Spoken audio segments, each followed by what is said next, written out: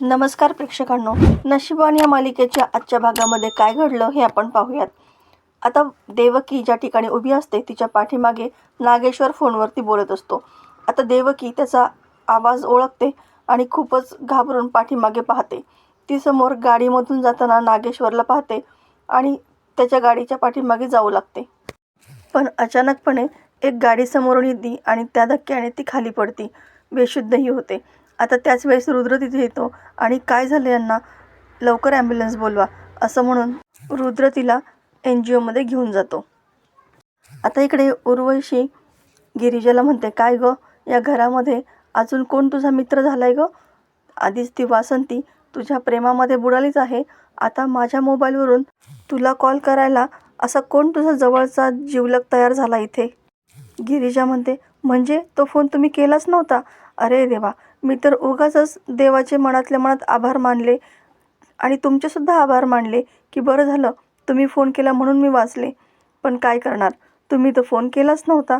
तुम्ही आणि तुमचे ते दादासाहेब, त्यांनी मला किती वेळा मारण्याचा प्रयत्न केला आहे, पण काही झालं आहे का? बघा बरं, अशी आहे की नाही तुमच्यासमोर उभी. आणि काय आहे ना, इथं आल्यापासून माझ्या आयुष्यामध्ये रोज नवीन काहीतरी वेगळं घडतच असतं. बघा ना, मला कधी स्वप्नातही वाटलं नव्हतं की मी या घरची सून होईल म्हणून, पण झालेच ना. काय माहिती तुम्हीसुद्धा एक दिवस माझ्या बाजूने व्हाल. सावी म्हणते, मावशी तुझ्या बाजूने कधीही होणार नाही, कळलं ना तुला? गिरिजा तिला चांगलीच सुनावते. आमच्याकडे याला फाजील आत्मविश्वास म्हणतात, माहिती आहे का सावी तुला?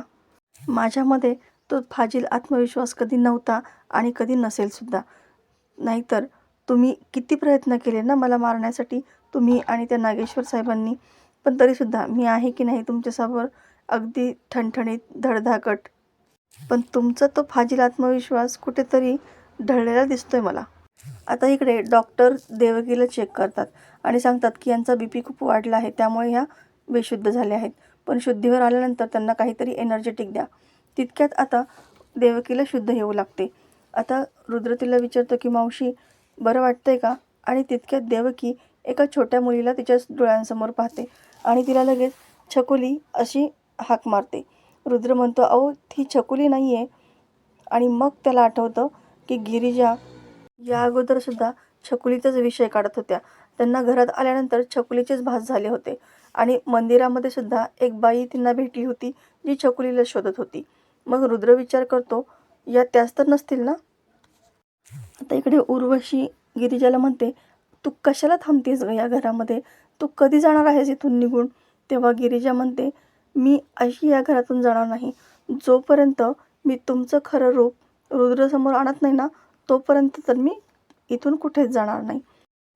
तितक्यात रुद्र येतो आणि काय माझ्यासमोर आणणार असं विचारतो. तेव्हा मात्र वासंती आणि सावी चांगल्याच घाबरतात. गिरिजा मुद्दामच उर्वशीला म्हणते, काय आत्ते सासूबाई, सांगू का यांना की काय समोर आणायचं आहे? तेव्हा उर्वशी तर खूपच घाबरते, तिची बोबडीच वळते, तिला काही बोलता येत नाही. आणि मग ती काहीतरी कारण द्यायचं म्हणून सांगते की काही नाही रे, ते संक्रांत आहे ना, तर मग संक्रांत सेलिब्रेशन करायचं, तेच चाललं होतं आपलं. रुद्र म्हणतो, अरे वा, हे तर खूप छान आहे, म्हणजे काय काय करायचं आहे? तेव्हा उर्वशीला तर काही सांगता येत नाही. सावी म्हणते, अगं मावशी सगळंच कुठं सांगतेस, सरप्राईज कसं राहील ते? तेव्हा रुद्र म्हणतो, ओके सरप्राईज आहे तर. गिरिजा लगेच विषय बदलते आणि तुम्ही इथे कसं या टायमिंगला असं विचारते. तेव्हा रुद्र म्हणतो, काही नाही, मुलांचे डबे घ्यायला आलो होतो, रोज रोज तुम्ही का आणून देणार ना, म्हटलं आज मीच घेऊन जावं. आणि हळूच तिच्या कानामध्ये म्हणतो की ते सरप्राईज काय आहे मला तर सांगाल ना? तेव्हा गिरिजा म्हणते, अरे हो, तुम्हाला तर सांगणारच ना. इतक्यात वासंती तिथे येते. अरे कसलं सरप्राईज? गिरिजाची या घरातली आणि लग्नानंतरची पहिली संक्रांत आहे ना, म्हणून हळदी कुंकू करायचं, छान हलव्याचे दागिने घालायचे, सेलिब्रेशन करायचं, इतकंच. आता हे सगळं ऐकल्यानंतर सावीला तर मनातून खूपच राग येतो. ती मनात म्हणते, गिरिजा तुझी संक्रांत नाही होणार, तुझ्यावरती संक्रांत येणार आहे आता, तू बघच मी काय करते. आता नागेश्वर त्याच्या गुंडांनाच चांगला हाणत असतो. अरे तुला काय गरज होती आमच्या चिरंजीवांवरती हल्ला करायची? त्यांना काही झालं असतं तर मग तुम्हाला एकेकाला मारून टाकलं असतं मी. तेव्हा तो गुंड घाबरूनच म्हणतो, अहो आम्ही त्यांना मारणारच नव्हतो, पण तेच आमच्या अंगावरती धावून आले. मग आम्ही तरी काय करणार? आणि त्यात ती पोरगी पळून गेली असती तर मग काय केलं असतं? तेव्हा नागेश्वर म्हणतो, पण जे व्हायचं ते झालंच ना, ती पोरगी पळालीच ना. तो गुंड म्हणतो, पण आम्ही बारीक लक्ष ठेवून होतो लांबून.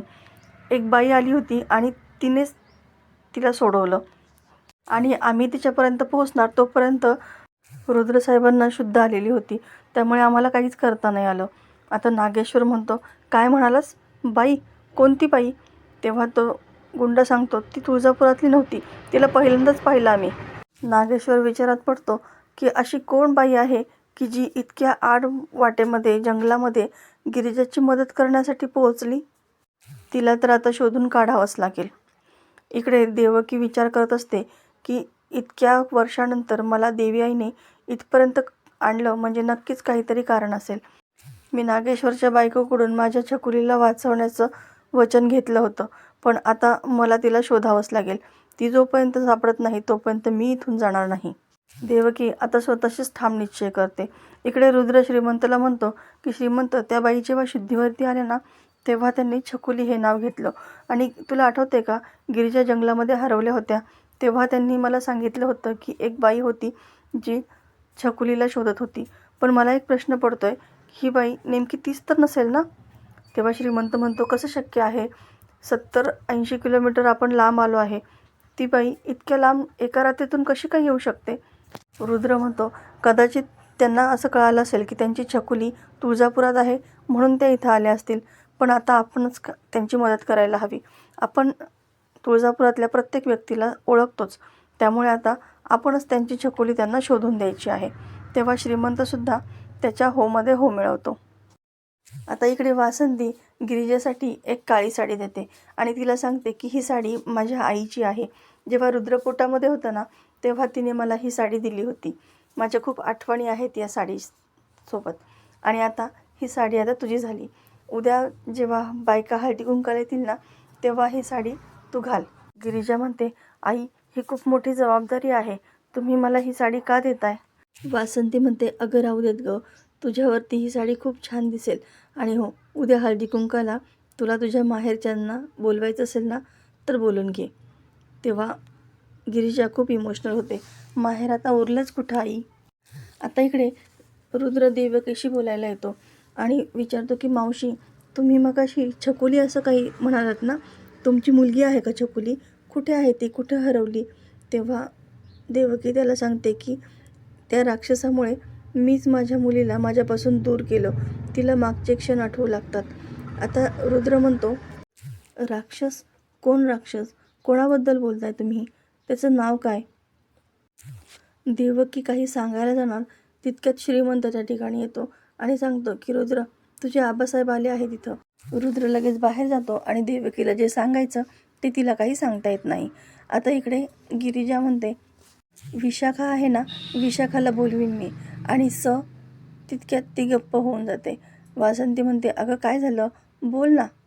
तेव्हा गिरिजाला सगुणा मावशीची आठवण येते आणि तिला तिच्यासोबत घालवलेले क्षणही आठवतात. ती वासंतीला सांगते की आई, सगुणा मावशी, तिने लहानपणापासून मला खूप प्रेम दिले. अगदी तळहाताच्या फोडाप्रमाणे तिने मला जपले. माझ्या प्रत्येक संकटामध्ये ती माझ्या पाठीशी उभी राहिली. आणि तुम्हाला सांगू का, जोपर्यंत सगुणा मावशी होती ना तोपर्यंत मी एकही दिवस उपाशी नाही झोपले. तिने खूप मला जपलं आहे.